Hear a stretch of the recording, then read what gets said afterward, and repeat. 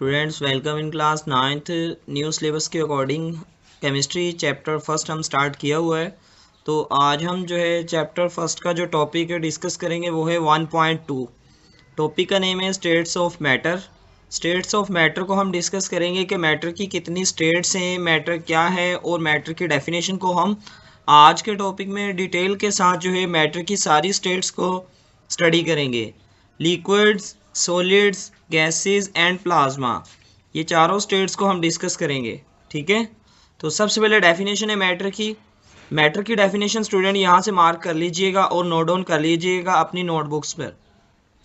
Matter की definition है anything other than energy which carries weight and occupies volume is called matter. यहाँ तक matter की definition है, मैंने हाईलाइट कर दी है, एनीथिंग से लेकर मैटर तक ये मैंने अंडरलाइन कर दी है। तो ये आपने याद कर लेनी है मैटर की डेफिनेशन। इज इट क्लियर जी? इसके अलावा स्टूडेंट इसमें से याद करने वाली कोई चीज़ नहीं है, तो यहाँ तक आपने मैटर की डेफिनेशन याद करनी है। नेक्स्ट कुछ प्रॉपर्टीज़ हैं मैटर की स्टेट्स की, वो प्रॉपर्टीज़ क्या हैं उनको सेपरेटली एक्सप्लेन किया गया है। गैसेस की प्रॉपर्टीज़ कौन कौन सी हैं, सॉलिड्स की प्रॉपर्टीज़ कौन कौन सी हैं और लिक्विड्स की प्रॉपर्टीज़ क्या क्या हैं और प्लाज्मा की। ठीक है, तो हमें पता है स्टूडेंट मैटर की जो बेसिक स्टेट्स हैं वो 3 हैं, लिक्विड्स, सॉलिड्स एंड गैसेस। तो ये भी कंसिडर किया जाता है कि मैटर की 4 स्टेट्स हैं। और जो 4th स्टेट है वो ये कहा जाता है कि प्लाज्मा जो है मैटर की स्टेट है। ठीक है, तो हम डिस्कस करते हैं सबसे पहले प्रॉपर्टीज को, गैसेस की प्रॉपर्टीज को। ये एग्जाम्स में आपसे इस तरह से क्वेश्चन आ जाता है, डिस्क्राइब प्रॉपर्टीज ऑफ गैसेस या फिर describe the properties of states of matter. तो इसमें आपने सबको एक्सप्लेन करना होगा। ठीक है, तो हम डिस्कस करते हैं प्रॉपर्टीज ऑफ गैसेस को। In gases molecules are very widely apart with no order whatsoever and very weak intermolecular forces.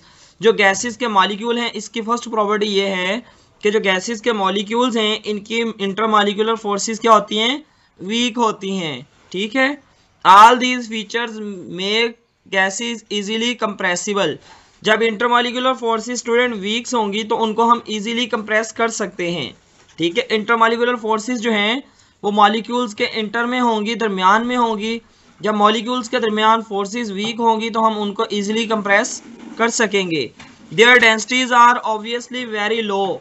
Gases की जो डेंसिटीज हैं वो भी क्या होती हैं, वो लो होती हैं। ठीक है, गैसेस की डेंसिटी भी लो होती हैं। Is it clear?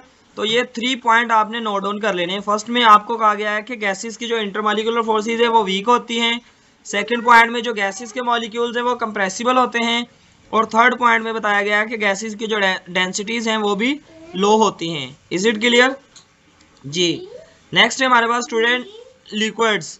लिक्विड्स की प्रॉपर्टीज हैं, liquids have molecules closely attached but random arranged and there exist significant intermolecular forces between them. जो लिक्विड्स के मॉलिक्यूल्स हैं वो एक दूसरे के साथ क्लोजली अटैच होते हैं और उनके मॉलिक्यूल्स के दरमियान जो है रैंडमली अरेंजमेंट होते हैं। ठीक है, यानी कि उनके दरमियान रैंडम अरेंजमेंट होती है, एक फिक्स्ड अरेंजमेंट नहीं पाई जाती जो लिक्विड्स के मॉलिक्यूल्स हैं।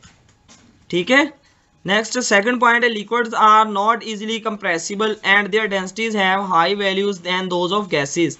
जो लिक्विड्स की कंप्रेसिबिलिटी है वो गैस की बनिस्बत ज़्यादा होती है और इनकी जो डेंसिटीज हैं वो भी क्या होती हैं, एज कंपेयर टू गैस ज़्यादा होती हैं।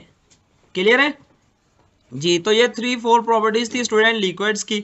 अगर कंपैरिजन आ जाए तो आपने टेबल बना के इनकी प्रॉपर्टीज को कंपेयर भी कर सकते हैं कि लिक्विड्स की डेंसिटी ज़्यादा होती है as compare to gases. Gases का जो कंप्रेसिबिलिटी है वो कम होती है as compare to liquid. Next जो है स्टूडेंट वो है solids. Solids have definite shape and fixed volume. जो सॉलिड्स का वॉल्यूम है और शेप है ये एक फिक्स वॉल्यूम और फिक्स शेप रखती है, यानी कि इनकी जो वॉल्यूम और शेप जो है ये चेंज नहीं होती सॉलिड्स की। Particles in solids are closely packed and have strong intermolecular और इंटर एटॉमिक अट्रैक्शंस। जो सॉलिड्स के मॉलिक्यूल्स हैं इनके इंटरमॉलिक्यूलर फोर्सेस क्या होती हैं, स्ट्रॉन्ग होती हैं, इसलिए हम इनको इजीली कंप्रेस नहीं कर सकते हैं। The particles in solids remain fixed at their position where they can oscillate about their mean position.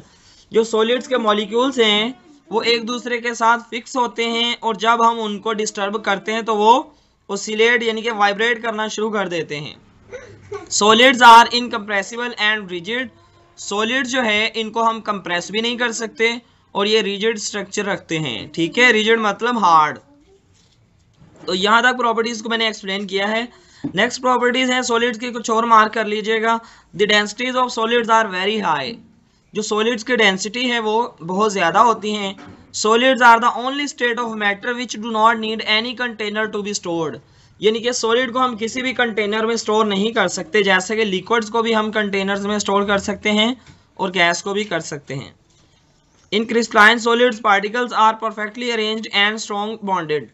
जो क्रिस्टलाइन सॉलिड्स हैं इनमें जो पार्टिकल्स हैं वो उनकी अरेंजमेंट परफेक्ट होती है। This makes them almost incompressible, they are most dense substances. जो क्रिस्टलाइन सॉलिड्स हैं ये मोस्ट डेंस सब्सटेंसेस हैं, ठीक है। क्रिस्टलाइन सॉलिड जैसा कि डायमंड वगैरह ये मोस्ट डेंस सब्सटेंसेस हैं, ठीक है। लास्ट में है जी plasma. Plasma is not so seen form of matter. Plasma को हम इजीली देख नहीं सकते। It is composed of particles with very high kinetic energy. इनके मॉलिक्यूल्स की काइनेटिक एनर्जी बहुत ज्यादा होती है। प्लाज्मा को हम यूज करते हैं फ्लोरेसेंट घरों में जो ट्यूब लाइट्स होती हैं इनमें भी हम यूज करते हैं, लाइटनिंग वगैरह के लिए या फिर वेल्डिंग वगैरह करने के लिए। वेल्डिंग की जो राड होते हैं उनमें भी हम प्लाज्मा को यूज करते हैं, ठीक है। Plasma can be considered as partially ionised gas containing electrons, ions, photons etcetera, ठीक है। प्लाज्मा जो है आयंस की फॉर्म में भी पाए जाते हैं, इलेक्ट्रॉन्स भी हो सकते हैं और फोटॉन्स भी होते हैं एनर्जी के। Is it clear? तो यहां तक स्टूडेंट प्लाज्मा की कुछ प्रॉपर्टीज को एक्सप्लेन कर दिया गया है। अब मैटर जो है कुछ इंटरमीडिएट स्टेट में भी एग्जिस्ट करता है। इंटरमीडिएट मीन कि दो या दो से ज्यादा स्टेट्स जब मिलती हैं तो वो इंटरमीडिएट स्टेट कहलाती है। यानी कि लिक्विड और गैस मिलती हैं तो एक लिक्विड गैस स्टेट बनती है, या फिर लिक्विड और सॉलिड मिलती है तो एक इंटरमीडिएट स्टेट बनती है। For example super critical fluids, liquid crystals and graphene.